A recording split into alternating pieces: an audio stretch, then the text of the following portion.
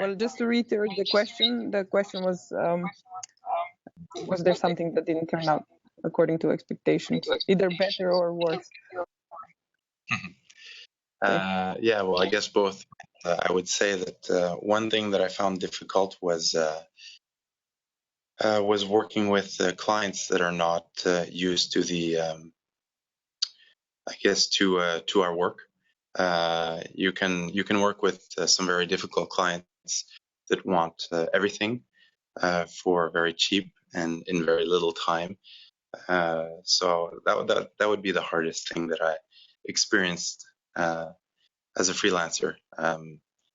Having very high expectations and having to deliver things very quickly. And when people aren't used to our work, also they try to, or they expect that we can do many tasks at the same time. But I would say that if you want very productive developers, you should probably be giving them one task at a time and trying to avoid context switches. Sorry, and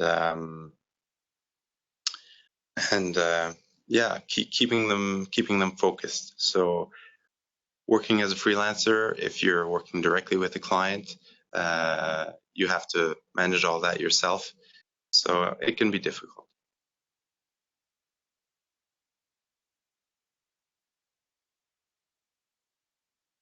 Yeah, just to, I guess, to piggyback what Neil said, another thing that I found difficult was in the beginning, I tried to use some platforms like Freelancer and Upwork, and it was just very competitive. I was competing with talent from all over the world, and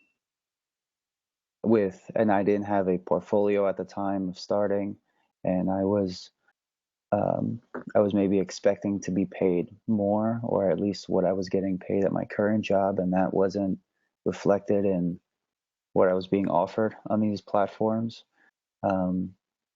So in the beginning, it was hard to get clients. It was very difficult, and that I wasn't expecting. I thought, clients would want to hire freelancers. We're remote, we're cheaper, we can do things faster in some extent, but that was not always the case. So when I went to Craigslist to find work, I think it became a lot easier. Maybe the expectations were a lot lower. I wasn't competing with people from around the world, now just people in my area, which was nice. And I was able to pick up a few jobs there, and then after that, I had something to show other possible employers, which was nice. So that's what I think was difficult. And also with what Neil said and the expectations of most clients, that's not always the best. Yeah, I agree with both. That kind of sums it up. The only thing I would add is if you come from a very structured corporate style job, it's a little tough to get used to managing your own time, or at least for me it was in the beginning. So you think that I can do this at any time, or I can do it anywhere, but it's actually, I was surprised at how uncomfortable it was to find your own space to work, whether it was at home or at a coffee shop, or build your own time to do it and all that. Once you got that figured out and you solve all the things that Neil and Nick talked about, then you're set to go. But it makes it fun. It makes it interesting. Yes, it does.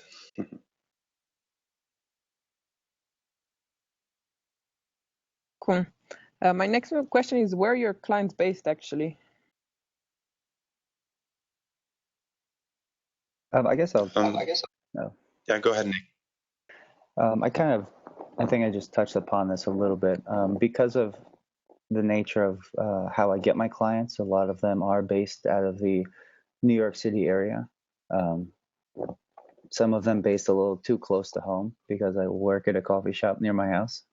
But a few were from right now. I'm working with a client in Florida, which whoever's not from the States is just a few states away. But most of my clients have been within the United States.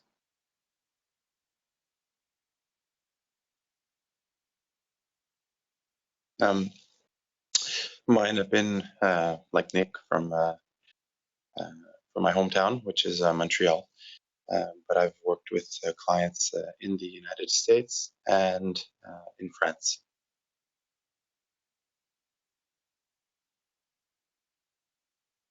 Yeah, similarly, it's by proximity. With now that I do some work also with Udacity Blitz, so we've had clients from the US and a client from Germany. I currently live in Beirut, Lebanon, so a lot of the clients I work with are from here or from neighboring countries, Dubai, Jordan, Saudi Arabia.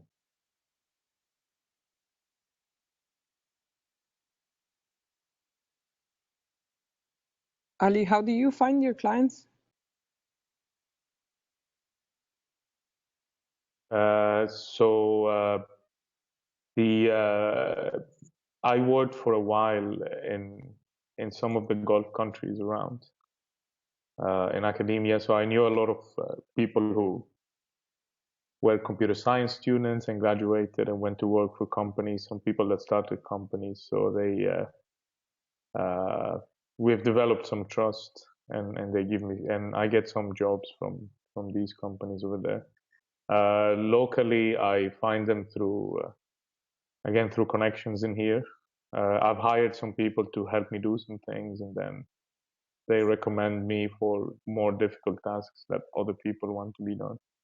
And of course, there are the clients that come from Udacity Blitz.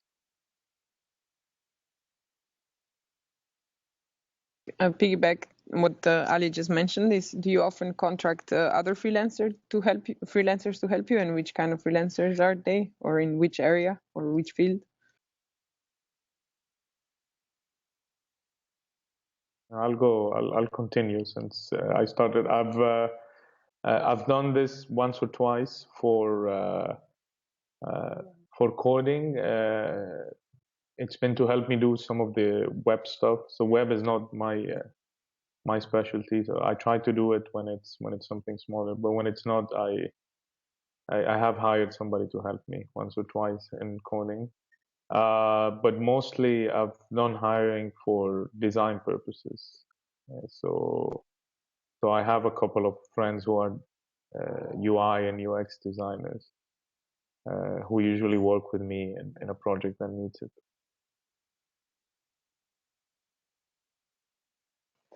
Yeah, I've just to kind of, I guess, go on to that.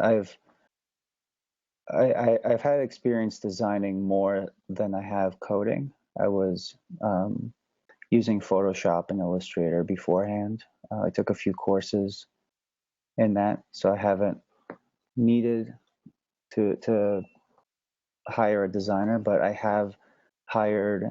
I have a friend who is a project manager, which luckily he is okay getting paid in coffee and lunch, who's helped me on projects before. I have not yet worked with any Blitz project, but the addition of a project manager is definitely helpful. Like I believe Ali and Neil were mentioning before. So I've hired somebody to fill that role, but never for coding or anything else. No.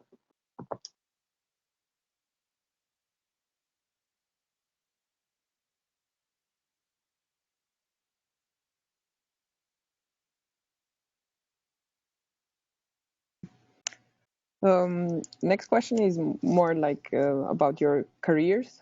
How do you see it developing? Do you want to continue freelancing, or do you have plans or interests? And yeah.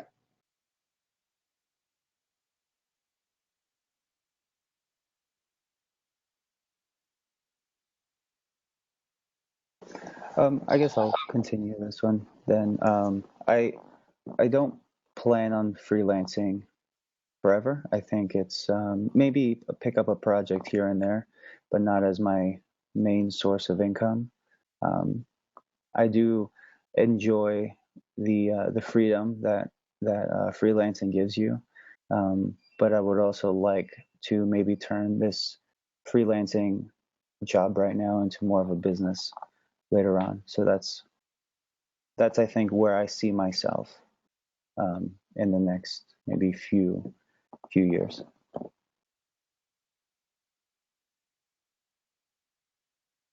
Guess I'll go.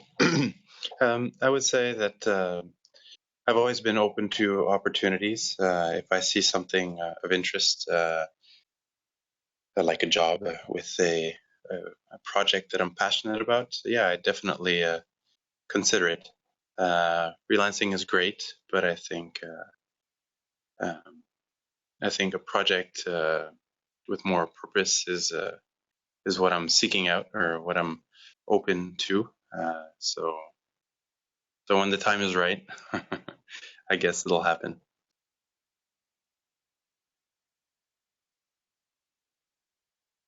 So I mean, I enjoy these freelancing jobs because you really learn a lot from it. So that's been a lot of fun. My goal always with it was to build knowledge and translate it into my own business, whatever that becomes. So that's what I'm trying to do. But I try to keep the freelancing going because it's really interesting. And then you never know. You run out of a job and you find one in one of those clients that you worked with. So that's always a good option to keep in hand. I don't know if the guys agree with me, but I do. Yes, definitely.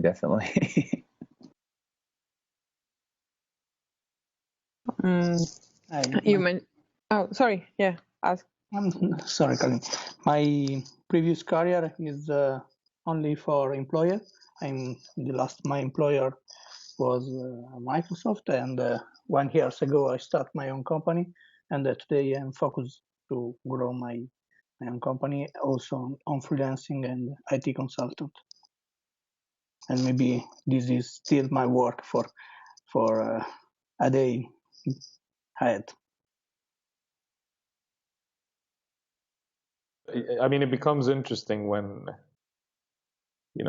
at some point freelancing can become your life. It'll be more structured. You have maybe your own company. You've hired a few people to do it. So I don't know when you stop calling it freelancing and you start calling it an actual structured business from that perspective.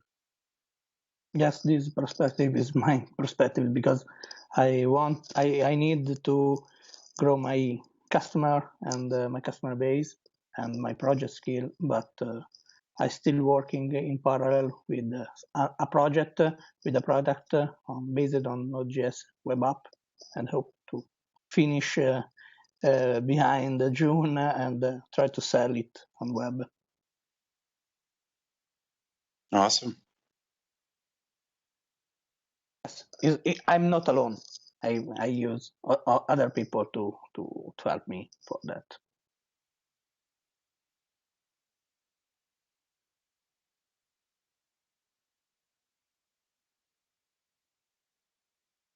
So Ali, you mentioned this before about learning on the job. So my next question is, how much do you learn on the job usually, and how much is just repetitive work? Or I mean, up till now, I haven't done anything that is actually repetitive.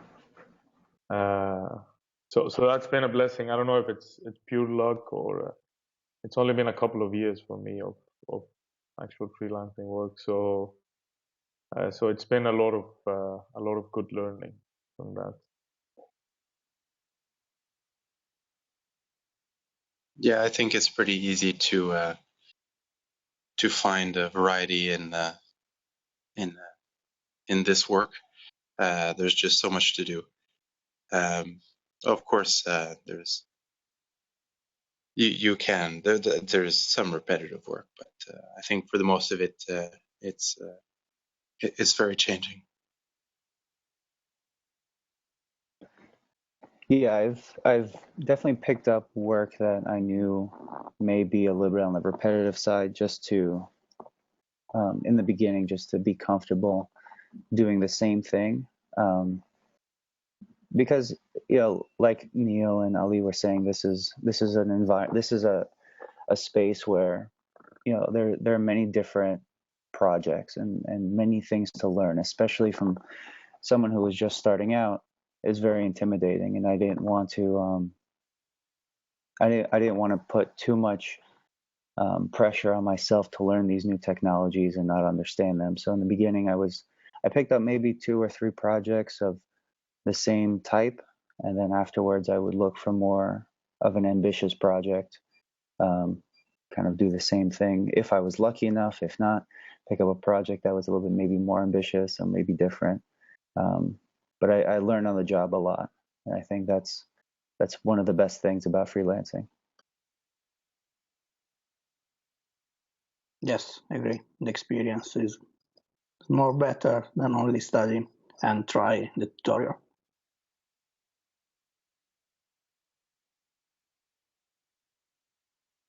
If anyone else has questions, feel free to jump in and ask. And otherwise, what's your favorite project you worked on? What is your favorite project you worked on?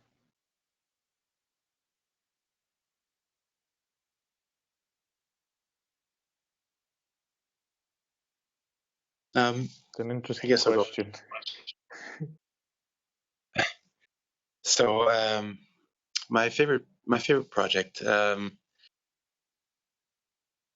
They're all favorite. I think I tend to enjoy the projects I work on when the team is great. I think that's my fuel for the most part. Working with a great team is my number one motivator. Of course, coding. I love coding. When it's interesting and hard and there's a lot of unknown, yeah, that'll definitely get me going. But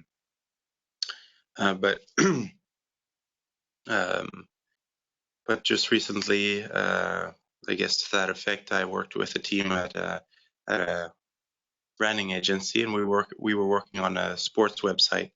And the funnest part of the job actually this time was not coding at all, but it was getting in touch with all the teammates and having all the teams work in sync, I would say. So I guess this can be expected also. As a developer, sometimes you have to step up. I saw an opportunity. There was, I guess, not enough project management or not enough knowledge in the field. So as a programmer, you can step up if you know what you're doing and you're organized and you need to coordinate with teams. You should organize meetings, get people together, have people understand what others are doing, and that's a big part of the job. So that was a project that really stood out. It was a sports website that a brand agency was doing for a hockey company. I enjoyed that very much.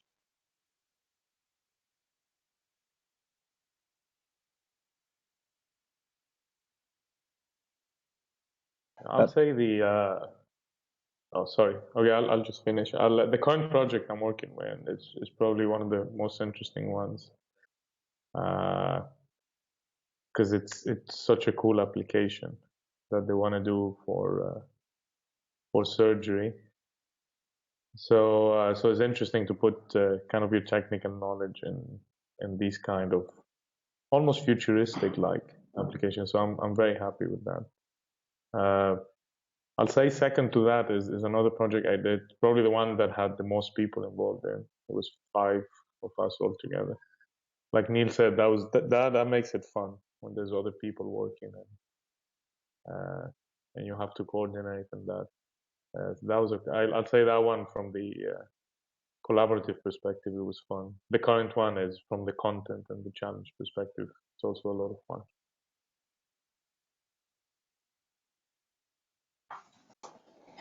Yeah, a few of the projects I've been working on, I haven't really worked on a team like Neil and Ali, but the project that I was working on maybe 3 or 4 months ago that I was excited about, it was for an interior design company.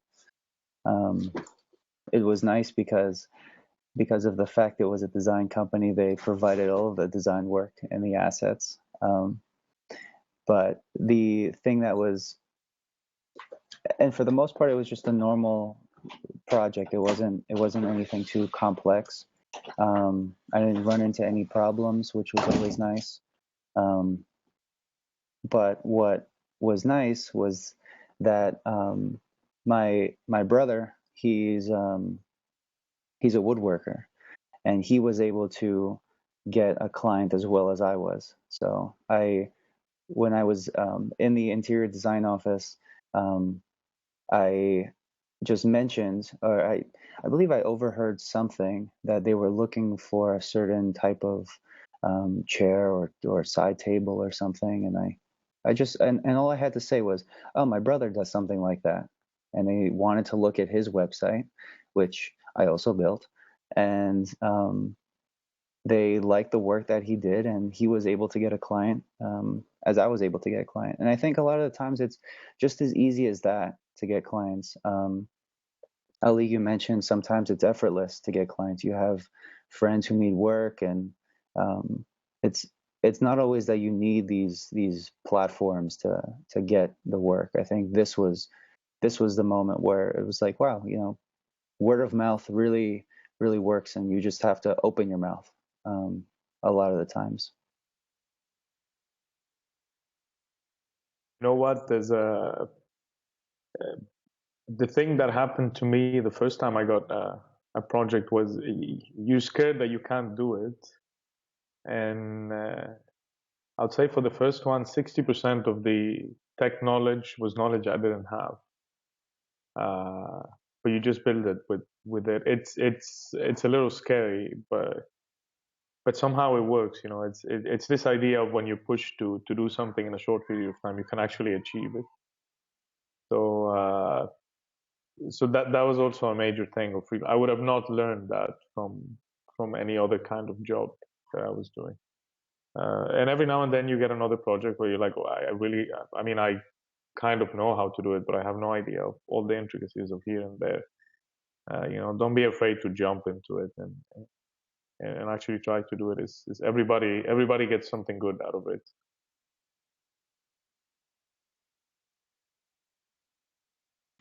I think Ali was answering one question we got in the chat, which is it okay to take on a freelance project of which I don't have much knowledge, but I'm confident that I can learn and simultaneously work on that project and deliver it? So Neil says yes in the chat, and Ali says yes as well. So I guess if you're confident you can deliver it, it's worth it. Nick, do you want to say something on that as well?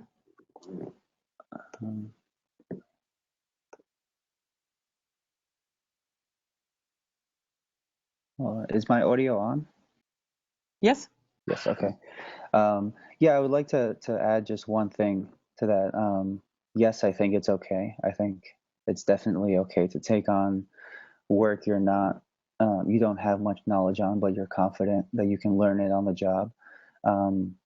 But just to kind of add to that, there was another question in the chat of how do you manage project timelines. And I think that this is an important one when you're learning on the job.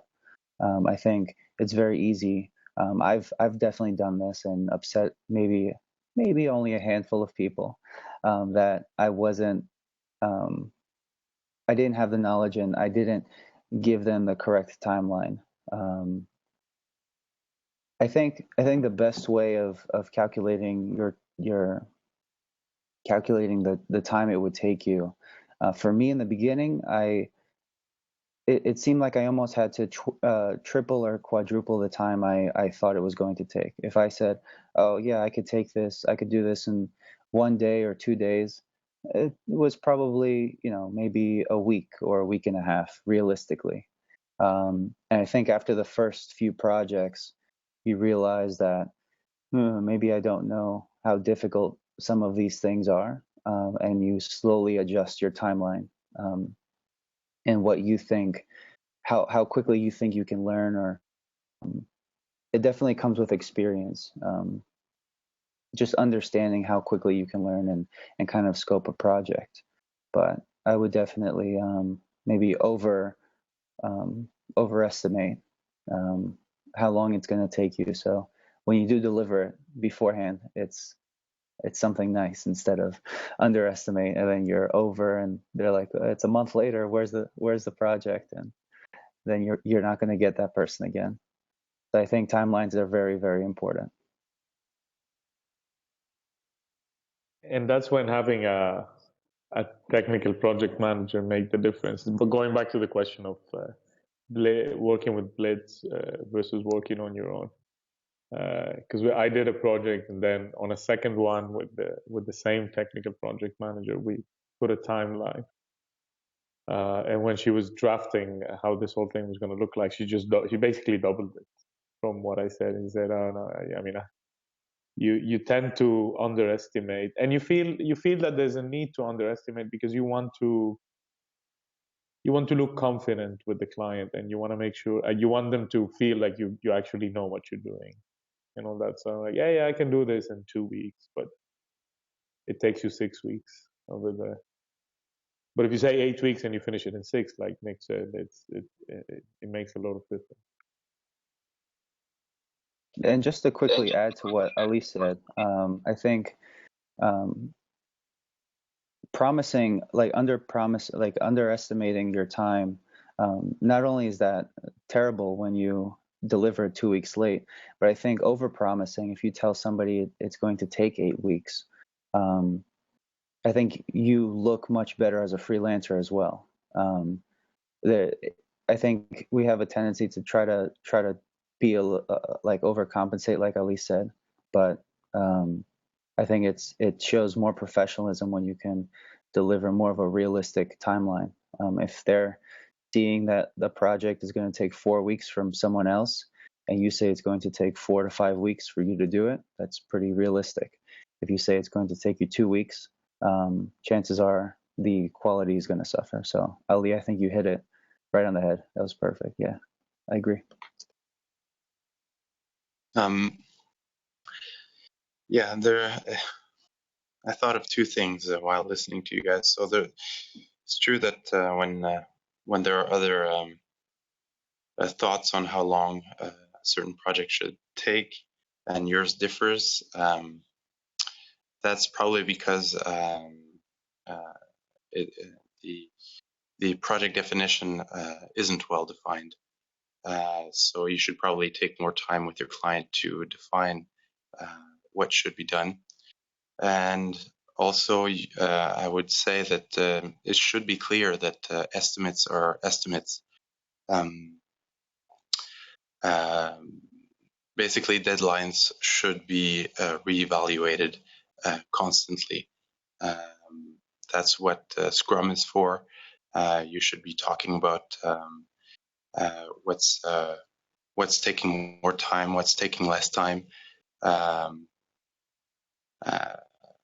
Yeah, you should be in constant communication because things can change, expectations can change on both sides.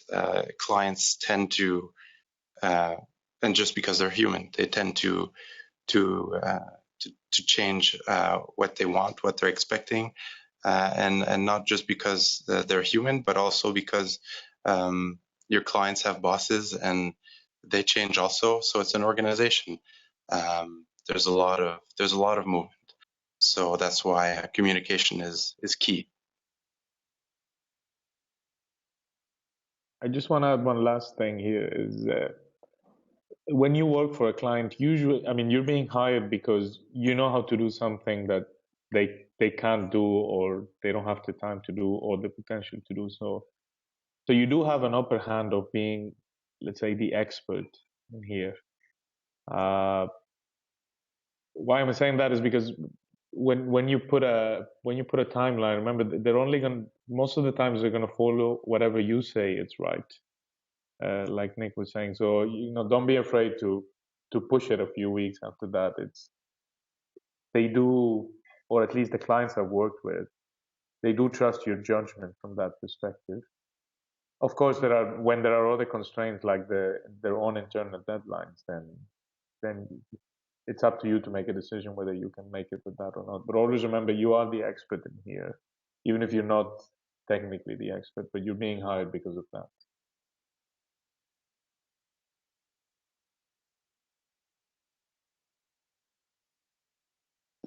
That's an interesting point, or a good point even for me. Thank you.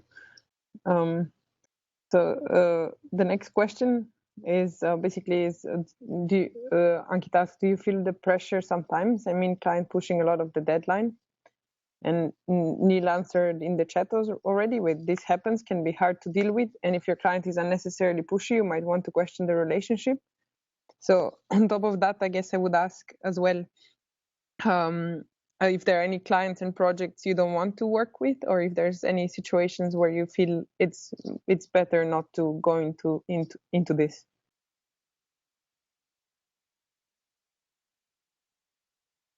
Yeah, sure. I think what Neil said beforehand was pretty accurate. When a client, I've dealt with clients before who will just throw something at you that's not well defined, and they expect you to almost you are in a sense building the project for them, but you should have at least some sort of direction or blueprint. And I've dealt with very inexperienced clients, which through what Neil said before, I need to be I need to spend a little bit more time defining the project. What is it really they want? And if it's something that at the end of the meeting I'm not impressed with, or I don't feel confident that even they don't really understand what they want, I'll try to help them with that, but I won't pick up the project right away. And I think in the beginning I was just like, yeah, okay, I'll build all of these projects for you, and oh, you want to pay me to do this? Yeah, absolutely, I'll do that. But over time, I think I've realized that not every project is perfect, and I think that's something that's more of a feeling than a recipe.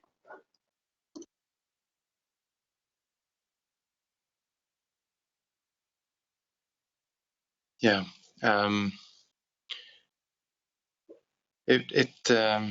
Kalindi, what you were saying, yeah, it can be difficult to know what you're getting into sometimes. You don't always, you can't always figure it out from the beginning. There can be surprises later on. So I forget how you worded it, but it was something like, are there projects you should avoid? I would say that, yeah, Nick definitely touched on that. If it's not clear with your client, then you should definitely take it slow. Take it slow and schedule more meetings, schedule more talks to define what's to be done and what they're expecting of you.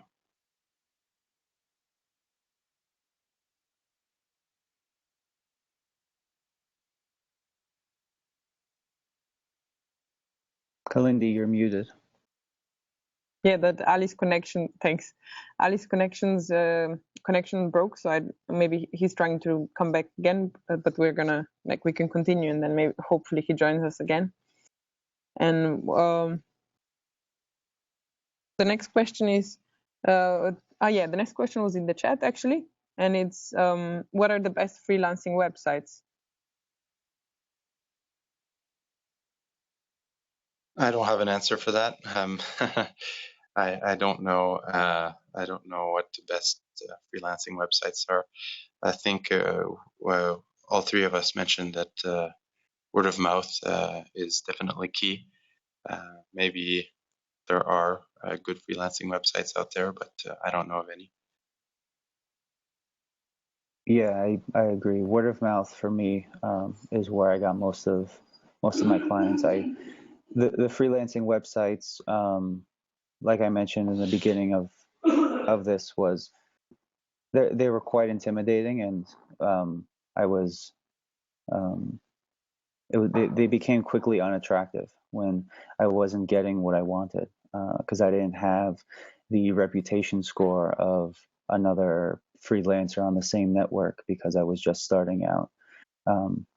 I think for someone who is just starting, word of mouth is much better. And like Neil, a lot of my clients were in my area because of that, and it also provided a nice face-to-face interaction every once in a while, which I think is key. But yeah, like Neil said, I don't really have the best freelancing website. I think word of mouth is probably much better. Nick, one thing I found interesting about you was that you used Craigslist, so basically a website that caters the local community. So that's maybe something to look into. Yeah, Craigslist was a little different. It's not per se a freelancing website, but I was looking for gigs through it. And yeah, like you said, it caters to the local community, which is nice. And yeah, you have a lot less competition when you're working through Craigslist, just because somebody in a country that may have lower wages than yours is not looking in your area on Craigslist as it would on Upwork or Freelancer. So I think Craigslist, it was a platform I was able to leverage a few times, and it definitely helped. So if you could get jobs on Craigslist or gigs on Craigslist, that'd be great.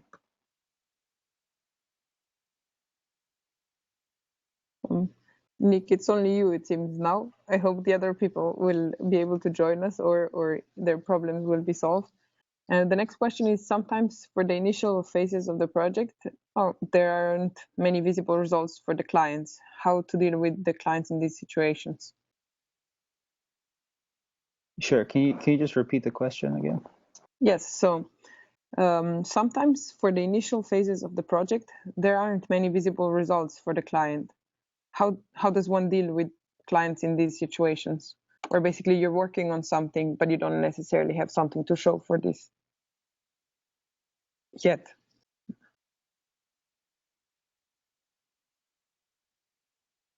I think Neil touched upon this before. Okay. So maybe in the beginning of the project, it's hard to kind of see the project. It takes a while to code something, but I think if you keep the conversation open with your clients and have them understand where you are in regards to finishing the project, I think, and in my experience, that's kind of supplemented the code that I wasn't able to maybe or code that if I did show them isn't really that impressive until it all kind of comes together.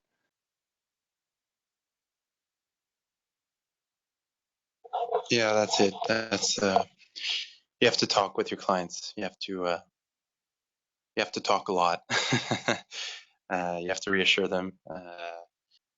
Yeah, you have to explain what's happening, explain what your impediments are, and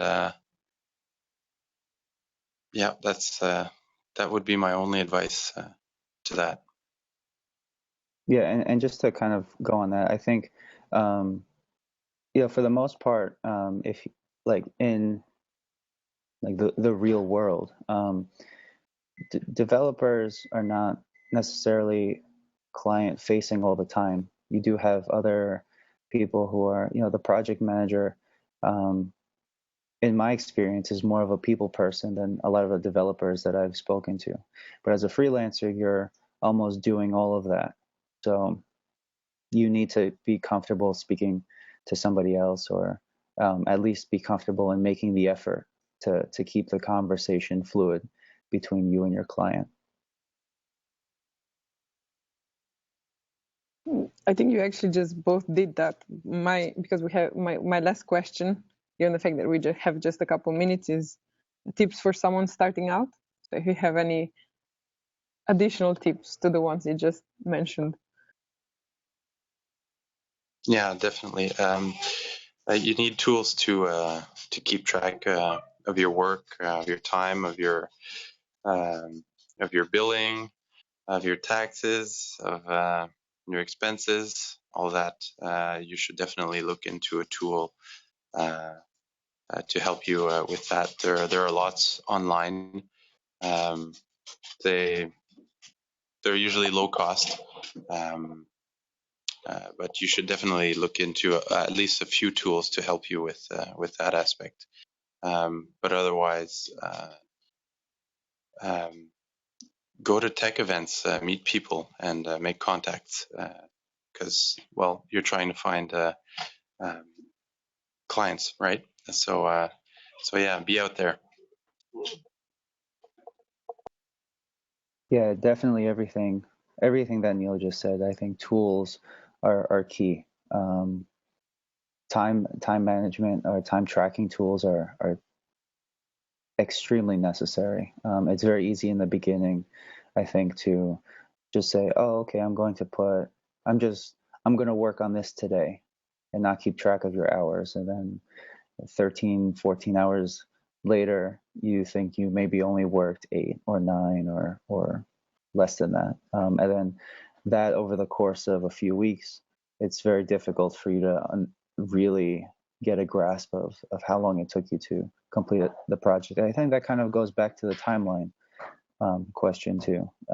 Keeping a time tracking tool will allow you to, in the future, better gauge how long it would take you to complete a project. And like Neil said, you should definitely be out there. Go to meetups, go to events, make contacts, and pick the brains of other people who are there. Ask questions. Ask them what they're doing as far as freelancing. How did they get started? Neil, Ali, and myself, we're 3 people on this platform, but at tech events, you'll meet 20, 30, 40 people at times. And I think just being active in the community is very, very important. And it's something I didn't do in the beginning, but they can give you other ideas of what tools are out there, what they're using, how they're getting what they need. So I think the activity is very, very important. And just do it. Just start coding, start speaking to people about projects. I think that's that definitely set me back a few months, going back and forth, not being sure if I was ready to start working. But after I decided that, yes, I'm going to start looking for projects, looking for work, I just did. And you kind of throw yourself in the deep end, but you'll swim eventually.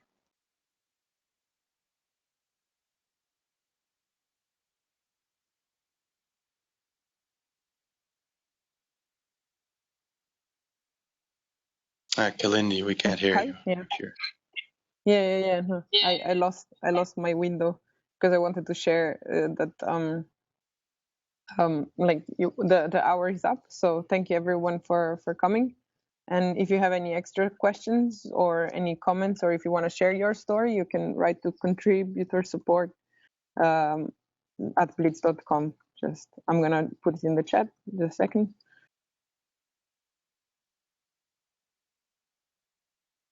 Yeah, I think it's right like this. And yeah, feel free to write to us, or also ideas of what kind of webcast you'd like to see in the future. So, and thank you, Neil and Nick, and also Ali, for coming and sharing your story. And yeah, that's all, and I hope it was useful, and see you next month. Thank you, Kalindi. Thank you, Kalindi. See you guys.